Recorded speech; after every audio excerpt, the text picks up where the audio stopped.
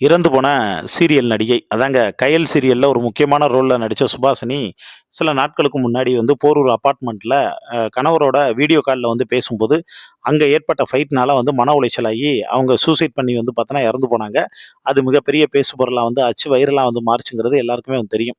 ஆனா, இறந்து போன அவங்க ரூமுக்குள்ள இப்ப போலீஸார் வந்து ஒரு பென் டிரைவ் வந்து கைப்பற்றியிருக்காங்க. அந்த பென் டிரைவ் வந்து எப்படி இருக்குன்னா, பென் வடிவுல வந்திருக்கு. பென் டைப்ல இருக்கக்கூடிய பென் டிரைவ். அதுல வந்து இப்ப எடுத்து அவங்க செக் பண்ணி வந்து பார்க்கும்போது, அதுல சில முக்கியமான அதாவது கணவர் பிபினோட வந்து இருந்த சில முக்கியமான ஃபோட்டோஸ் எல்லாமே வந்து பார்த்தோன்னா இருந்திருக்கு. அத கைப்பற்றியிருக்காங்க.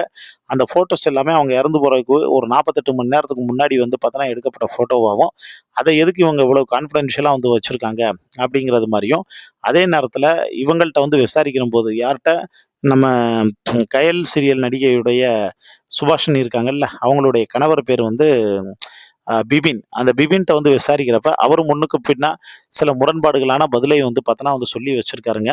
அதுதான் இப்ப வந்து முழுக்க முழுக்க சோசியல் மீடியாவுல ட்ரெண்ட் ஆயிட்டு இருக்கு.